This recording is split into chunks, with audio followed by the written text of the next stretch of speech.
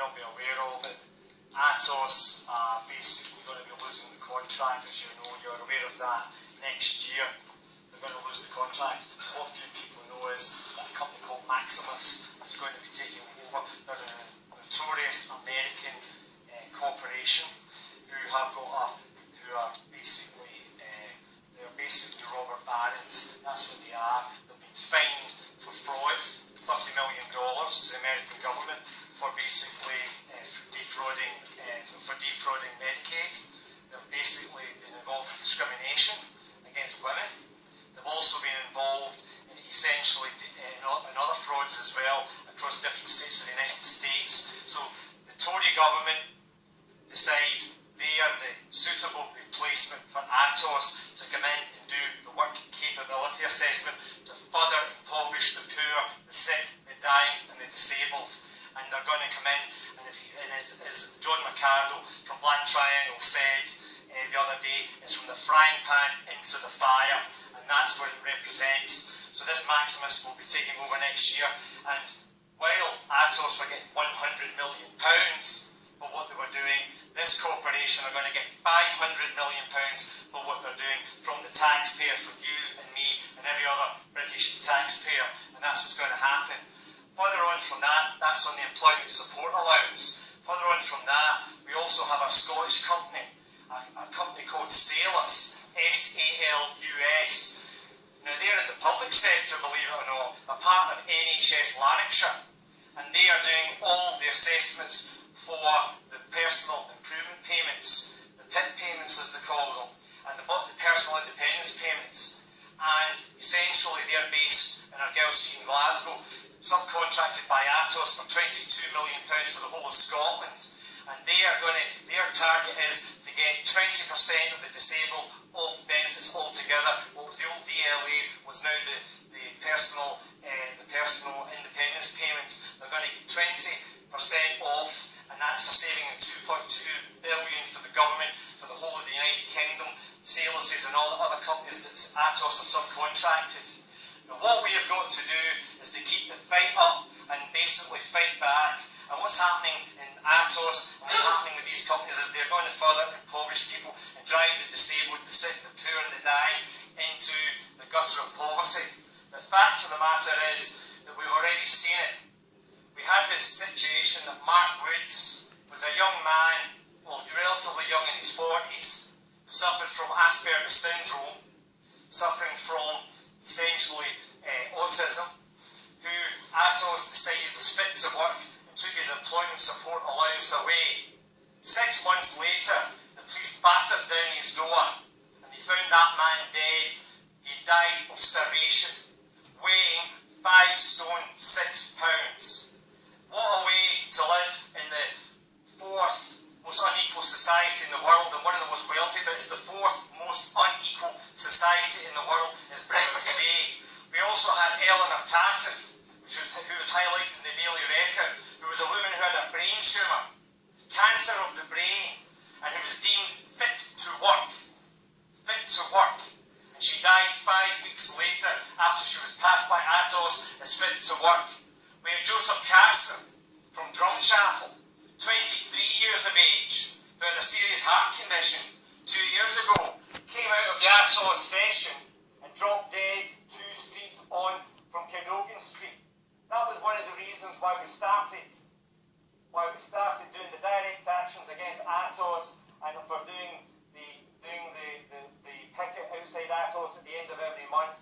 And there's one on the last Friday of this month, and we'd urge you to come along. It's on 12:30 in Cadogan Street, and I would urge you to come along at 12:30 on that day to show your solidarity and your fraternity with the people who suffer, the sick, the disabled and the dying, and the poor.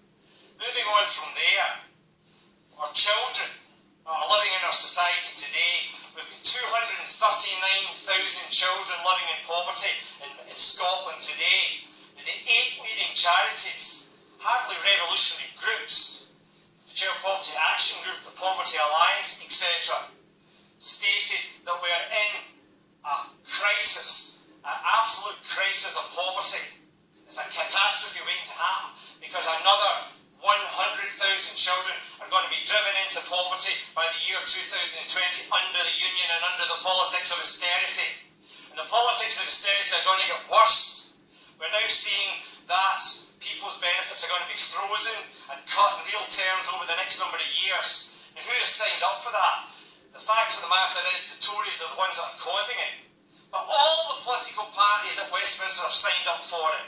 Liberal Democrats and the Labour Party, the Red Tories, as I would call them and Theresa rightly calls them. They have caused this because Miliband and Ed Balls said to the City of London earlier this year that they would implement the Tory spending cuts over the next 2 years. £25 billion worth of cuts, and that's what they would implement. So all the Westminster parties are going to do this. So it doesn't matter next year if you vote Labour, Tory or Liberal Democrat. If you vote these unionist parties, you're going to end up with absolute poverty and an absolute decline of this country becoming a more unequal society. Now the fact of the matter is that the Labour Party through John Lamont has been demanding from Nicola Sturgeon that they abandon the idea of a referendum for the next generation. Well, I'm afraid the poor, the sick, the disabled and the dying can't wait another 10 years or 20 years for a referendum. They can't wait that long. The fact of the matter is all the major political parties south of the border in London are supporting the big banks, the corporate companies and the rich individuals, to the extent that all the FTSE 100 companies are sitting on a cash surplus of £53.3 billion. £53.3 billion, and they're going to do absolutely nothing with it. They're just sitting in this pile of cash, and the only thing they're doing is paying out bonuses for themselves and for the top executives, and that's what they're doing. An absolute moral disgrace, but it's completely impracticable because Britain's about to face another major economic crisis. We're about to enter another recession because Osborne and lots of others have been warning about it. The fact of the matter is that's what's going to happen. And what we are seeing very, very clearly, what is the way ahead? How can we turn things around?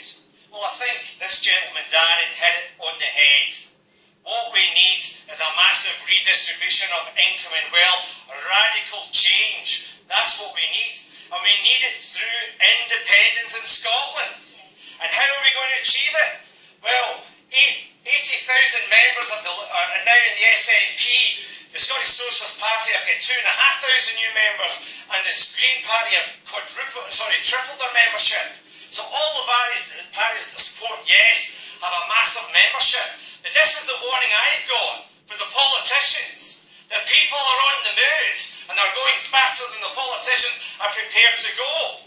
And what we're saying very, very clearly here tonight is we want to get through to 2016, and with the majority of votes cast, and with the majority of MSPs in the Scottish Parliament in 2016, we should unilaterally declare independence for Scotland. And that's what we should do in 2016, in 2 years' time, because we cannot afford to wait.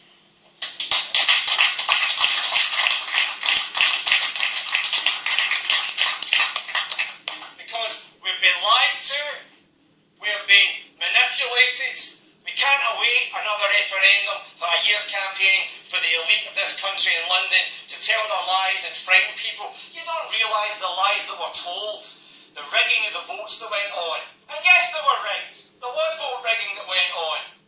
And I'll tell you the lies and the deceit that went on. The workers out at Hewlett Packard.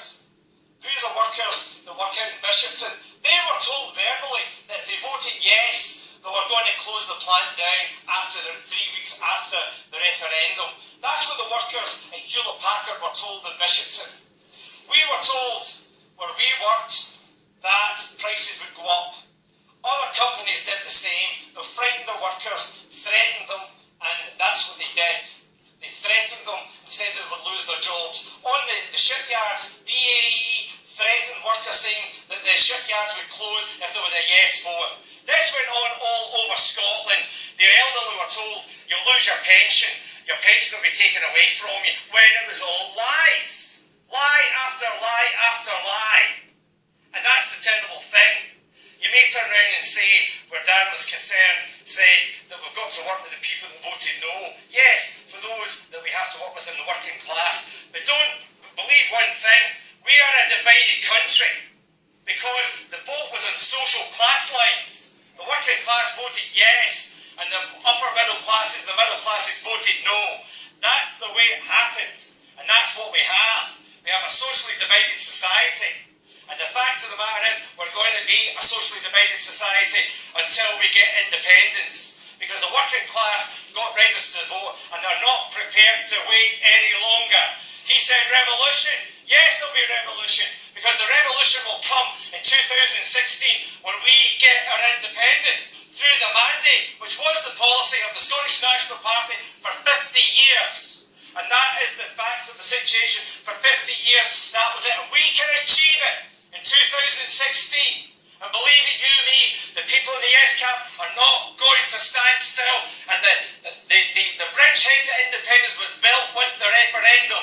We have got a bridgehead of 1.6 million people ready to go again and who are not prepared to wait for things to happen and are prepared to get involved now. Make no mistake, the meeting tonight is a starting point. And from this point onwards, we're going to go forwards. Now, one thing I want to make clear, I was not pleased at all with the meetings and the rallies that were held in George Square over the last number of weeks, because it was decided 2 weeks ago by Mr. Sheridan that he would choose his speakers, and people at Darren were kept off the platform. I was kept off the platform, and other people wouldn't go near it because of the controversy regarding the money situation.